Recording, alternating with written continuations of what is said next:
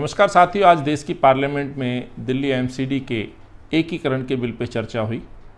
Parliament में आज ये डिबेट के साथ ये पास कर दिया गया।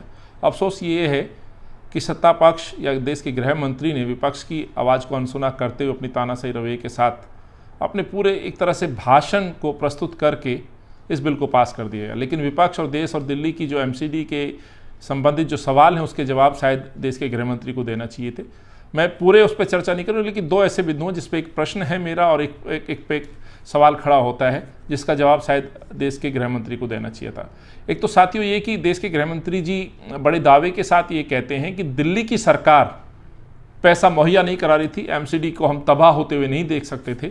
तो मेरा प्रश्न ये है कि देश के गृह मंत्री जी जब ये बिल पेश करते तो अपने बिल के अंदर कहीं पर भी जिक्र नहीं करते हैं कि दिल्ली सरकार पैसा नहीं दे रही है। ये वो बिल की कॉपी है जो मैं आपको दिखाना चाहता हूँ। इस पूरे बिल को अमित शाह जी की ये बिल की कॉपी आपको यूट्यूब पे और इंटरनेट पे मिल जाएगी, सर्च करिएगा। कहीं इसमें दिल्ली सरकार का जिक्र नहीं है। फंड की कमी तो बताई गई है, दिल्ली सरकार मैं मेंशन करना चाहता हूँ कहीं जिक्र नहीं है जो आज उन्होंने अपने भाषण में कहा।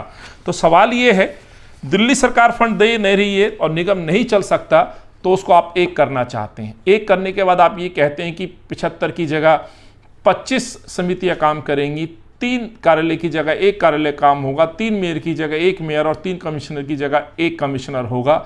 जो बचत होगी वो 150 करोड़ रुपए की होगी।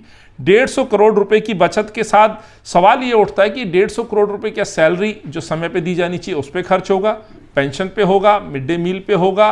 ये जो अभी अभी घोषणाएं की जा रही हैं चुनावी मौसम में कि हम कर्मचारियों को स्थायी करेंगे, क्या इनके स्थायी करने को लेकर के पैसा खर्च किया जाएगा? तो प्रश्न जो का तू है कि कॉरपोरेशन को चलाने के लिए जो आय होनी चाहिए वो आय या जो फंड होना चाहिए वो फंड कहां से आएगा? अभी भी ये प्रश्न खड़ा हुआ है। कहीं इस पूरे बिल के अंदर अमित शाह ने ये नहीं कहा कि इसका जो कंट्रोल है केंद्र सरकार पे तो आ गया, तो केंद्र सरकार क्या फंड मुहैया कराएगी? जो मुझे लगता है ये बहुत आवश्यक था कि खर्चे यदि ज़्यादा होंगे, कर्ज होगा तो उसकी पूर्ति भारत सरकार करेगी।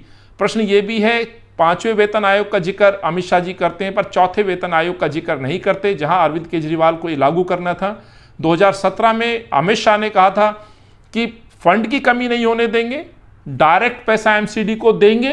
तो इस मसौदे में अभी भी जिक्र नहीं है, केवल चुनावी भाषण, या यूं कहें जो पूर्व में भी कहा गया है कि चुनावी भाषण चुनाव के दौरान जुमले साबित होते हैं। तो एक तरह से मुझे लगता है जुमले वाला भाषण था।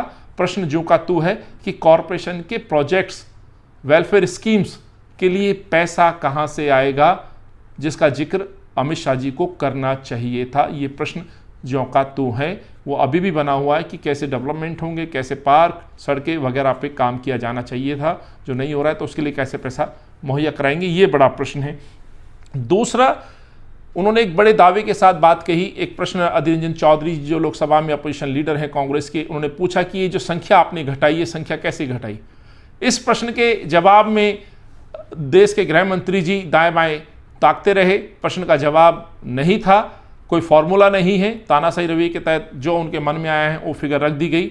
लेकिन उदाहरण पूर्व में दिया गया तो मैं कहना चाहता हूं, क्योंकि मैं इस एमसीडी का हिस्सा रहा हूं और जो 2002 का डिमिलिटेशन था साथियों, मैं आपको बताना चाहता हूं उस समय का डिमिलिटेशन जो हुआ था, प्रति 1 लाख मतदाताओं पर औसतन 1 पार्षद हुआ करता था। उस समय पार्षदों की संख्या थी 2002 से 7 के बीच में 136 मतदाता थे, लगभग 1 लाख, 10-5 हज़ार ऊपर नीचे था औसतन। मैंने कहा जब 2007 में डिमिलिटेशन हुआ उस समय यही संख्या 136 से 272 हुई कि बेहतर एमसीडी के अंदर काम हो, बेहतर सुविधाएं लोगों को मिलें, सरकार नज़दीक तक पहुंचे, और इन पार्षदों की संख्या 136 से 272 यानी कि डबल कर दी गई।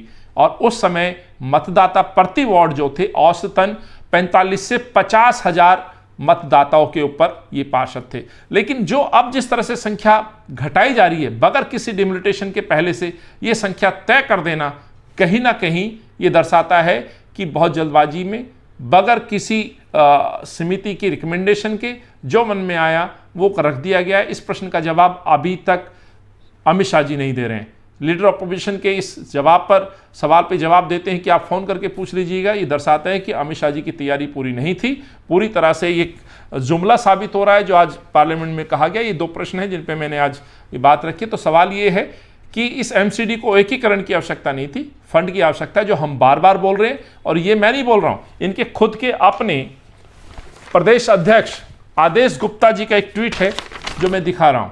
उन्होंने खुद माना है, ये INS एक बड़ी न्यूज एजेंसी है, 10/10/2021 को उन्होंने स्टेटमेंट दिया है और उसमें लिखा है, I don't think unification of the civic body is a solution. ये उनके अपने अध्यक्ष बोल रहे हैं। तो बात बिल्कुल तय है, आपकी नीयत में खोट है। कॉरपोरेशन को एकीकरण नहीं, फंड की आवश्यकता थी, यही मैं कहना चाहता हूं। Like, share and comment. To subscribe this channel, please press the bell icon.